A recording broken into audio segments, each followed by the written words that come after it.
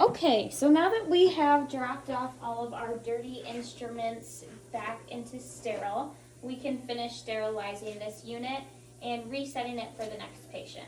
So I'm going to grab a new clean pair of gloves. It's very important that you switch out your gloves so that you're not just dirtying the clean unit again with your dirty gloves, okay? So make sure when you return from sterile, you're switching out your gloves. And then we are going to grab a cavity wipe, and we're going to begin wiping down our units. It doesn't matter which order you go in, but you want to make sure you wipe down every surface that you touch or that has been touched by the patient as well. So I'm going to start with the hand pieces, okay? So I'm going to make sure to wipe down the hoses, wipe down the whole entire handpiece here. Now, if you ever notice there are RBCs or red blood cells on these, you do want to completely remove it from the unit to be completely sterilized, oiled, and go through sterilization. So if you ever notice that when you're wiping down or before you wipe it down, make sure to completely remove the handpiece. Okay, but since we don't have any RBCs, we're just going to keep wiping.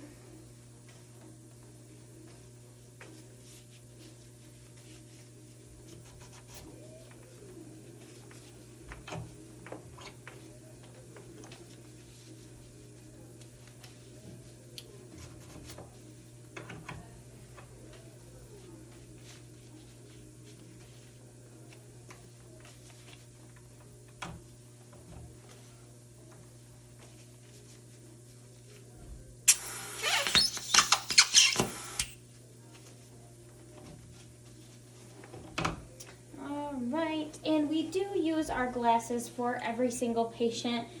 You can just wipe the ear bows and the nose down. If you notice that the lenses are super dirty, the Optum or the cavity wipes can leave a film on them, so I would normally wash them under warm water with just regular soap. But this instance, the lenses are perfectly clean, so I'm just going to make sure they're wiped down super, super well on any areas that may have touched the patient. And of course we have our color wheel or list here. I always make sure to wipe this guy down. Even though it's being touched by hands, we don't want any cross-contamination if someone were to accidentally put their hands in their mouth. So make sure that's all clean. We'll just place it back on there. Then I just wipe the surface of the unit down here, the whole surface, and the drawer handles.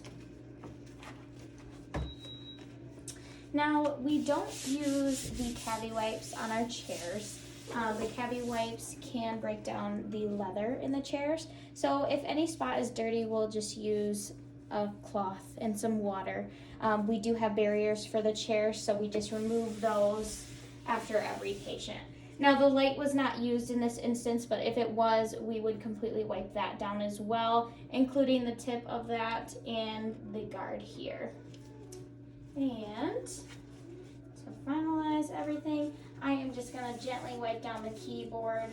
We do have covers on them, but I always wipe this down after every patient because I sometimes am typing with my gloves on while Dr. Heinz is speaking.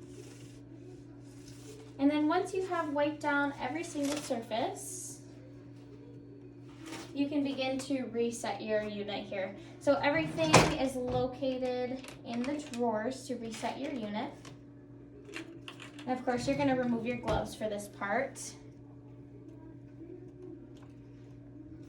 So you can begin by just putting everything right back in its place here.